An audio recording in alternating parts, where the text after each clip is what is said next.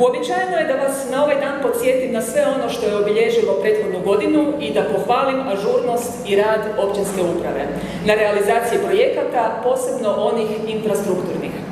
No, odveć je lako osvrnuti se i nabrojati sve ono što je izgrađeno u proteklih samo godinu dana.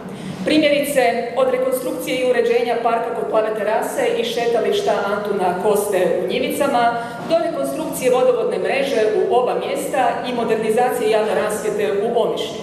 Realizirana je i širokopojasna mreža na području cijele općine, a uređen je i dio pomorskog dobra na predjelu Većija i Strana.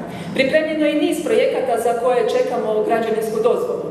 Od izgradnje stanova prema programu poticane stanogradnje u Njivicama, rekonstrukcije zadnje faze ulice Većija u Omišlju, rekonstrukcije i proširenja dječjeg vrtića u Omišlju i brojnih drugih.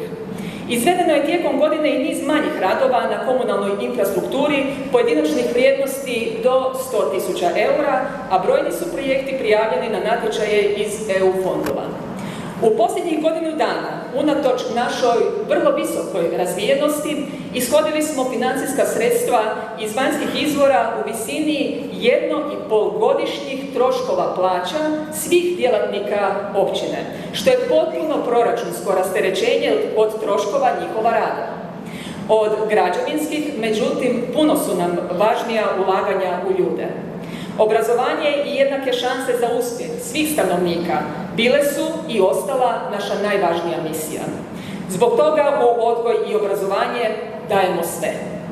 I dalje smo jedina ili jedna od rijetkih jedinica lokalne samouprave koja stipendira osim redovnih i izvanredne studente, stipendiramo doktorske studije i stručne i znanstvene konferencije, financiramo dodatno obrazovanje i prekvalifikacije, organiziramo i financiramo pomoć u učenju i pripreme za maturu.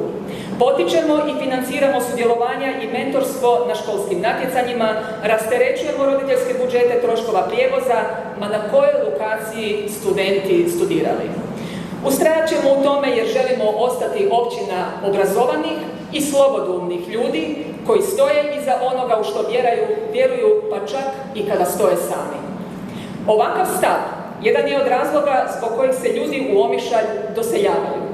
Znaju da je ovdje skrb o čovjeku broj 1 i da čak i onda kada njihove potrebe ne pripadaju ni u jednu od 20-ak mjera socijalne skrbi, naša pomoć, ako je zakonom dozvoljeno, neće izostati.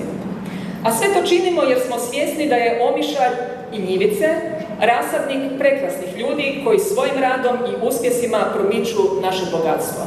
Danas će dio njih primiti nagradu za svoj rad i ja im od srca unaprijed čestitam. Vjerujem da mi svi vi, sportskoga srca, nećete zamjeriti što moja posebna čestitka ide našim nogometašima, predsjedniku i upravi i treneru Paniću nogometnog kluba Ošk Omišalj, koji su prvi put u povijesti donijeli titulu prvaka u Omišalj i osigurali ulazak u 3. nogometnu ligu Zapad.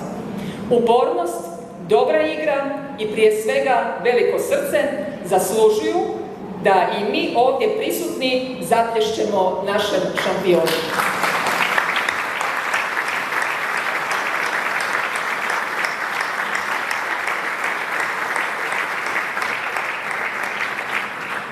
Konačno, svim stanovnicima naše općine želim sretan naš dan, a vama, dragi prijatelji, zahvaljujem što nas vjerno pratite u dobru i zlu. Živjeli!